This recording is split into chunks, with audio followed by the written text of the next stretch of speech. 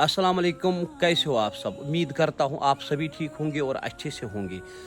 तो मैं आज आप लोगों के साथ दो ऐसे फैक्ट्स शेयर करने जा रहा हूँ जिन दो फैक्ट्स की वजह से कश्मीर में बहुत बड़ा इफेक्ट पड़ा हुआ है और कश्मीर में बहुत बड़ी गरीबी आ गई है। तो ये दो फैक्ट्स क्या है? तो फैक्ट नंबर 1 है मकान, फैक्ट नंबर 2 है शादी। तो किस तरह इन दो चीज़ों की वजह से ख़राबी हो गई है, लेकिन इन चीज़ों की वजह से ख़राबी नहीं हो गई है, लेकिन हमारी सोच ने हमें ख़राब करके रखा है। तो किस तरह से हमने इतना ज़्यादा बदलाव किया है जिस बदलाव की कोई ज़रूरत नहीं थी। तो चलते हैं फैक्ट नंबर 1 की तरफ। अगर हम 50 साल पीछे जाने की कोशिश करेंगे, तो अगर हम आज 50 साल वाला मकान देखेंगे, आज भी मौजूद है, लोग रहते हैं उनमें। आप लोग जानते हो मार्केट्स के अंदर भी, विलेज के अंदर भी मौजूद है वो मकान। अगर हम आज उसका जो स्ट्रक्चर होता है पुराने मकान का नीचे से खोदने की कोशिश करेंगे, तो हमें टोटली 6 या 5 इंच नीचे जाना पड़ेगा। तो उस टाइम क्या मटेरियल यूज़ करते थे? छोटे छोटे बोल्डर और मिट्टी से बनाते थे उस स्ट्रक्चर को। तो उसके बाद डायरेक्ट ईंट का काम स्टार्ट करते थे और सीधा ऊपर चले जाते थे। और आप लोग जानते हो कि पुराने मकान कितने ज़्यादा हैवी वेट के होते हैं। उनमें 18 इंच का जो स्ट्रक्चर होता है उसकी वजह से वो बहुत ज़्यादा भारी और हैवी होते हैं। तो आप लोग जानते हो इतने बड़े बड़े भूचाल आ गए, लेकिन उन पे वैसा कोई असर नहीं हुआ है, अभी भी वो बरकरार है।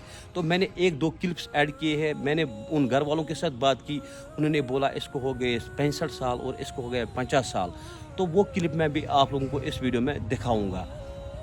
तो अब यहाँ पे मेन पॉइंट है किस तरह से गरीबी आ गई है। इन 10-15 सालों में इतना ज़्यादा बदलाव हुआ, वो कैसे हुआ? तो वो हमने खुद किया।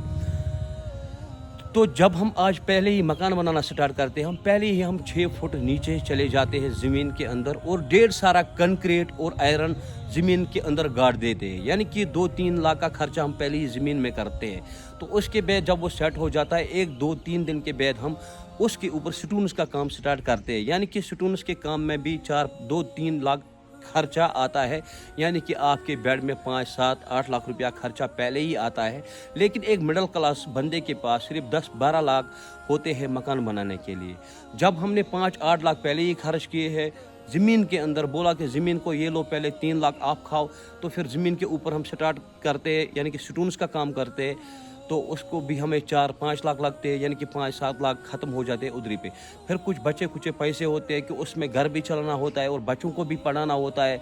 मतलब बहुत सारा कुछ देखना पड़ता है। यानी कि मैं नहीं बोलता हूँ कि आप लोगों को आप ऐसे मत बना, आप बनाओ, लेकिन थोड़ा सोच लो, 50 साल पीछे जाओ। जब इतने हैवी वेट मकान नहीं गिर गए, नहीं डस गए ज़मीन के अंदर, तो आज कहाँ से ये 1 मंजिल वाला मकान, ये 9 इंच 8 इंच वाला पार्टीशन वाला मकान ज़मीन के अंदर डस जाएगा? खुदा के लिए सोचो यार, और मुझे कमेंट्स में बताना कि मैं सच बोल रहा हूँ या गलत बोल रहा हूँ। तो उसके बाद बंदे के पास बस ये 10-12 लाख होते हैं, तो उसके बाद उसके पास ये कुछ बचे कुछ पैसे होते हैं, वो भी खर्च हो जाती है। यानी कि मकान इनकम्प्लीट रहता है। तो इनकम्प्लीट रहने की वजह से वो लोन अप्लाई करता है और लोन उठाता है और मकान कंप्लीट करता है। तो जब मकान कंप्लीट हो जाता है, वहाँ से लोन की इंस्टॉलमेंट भरनी होती है, तो वो टाइम पर नहीं पहुँचती है, तो इंटरेस्ट रेट बढ़ जाती है। उसकी वजह से पहले ही बंदे का सुकून ही ख़त्म हो जाता है। ना उसको मकान में सुकून लगता है, ना खाने पीने में, ना बैठने में। ये तो लोन की वजह से हो जाता है। फिर इतना ज़्यादा गरीबी आ जाती है इंसान को कि वो सोच भी नहीं सकता। वो फिर उसको ज़मीन बेचना ही तो बेचना ही होता है। तो बहुत सारे लोगों के साथ ये हुआ होगा।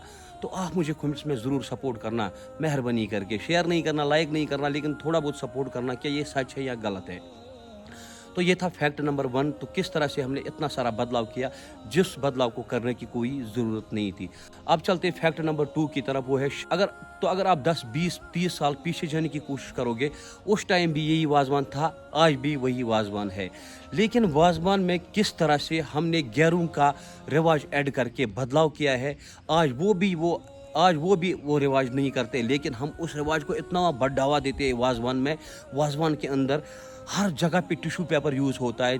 टेंट में नीचे बैठने से पहले ही टिश्यू पेपर दिया जाता है कि पसीना पूंछ लो।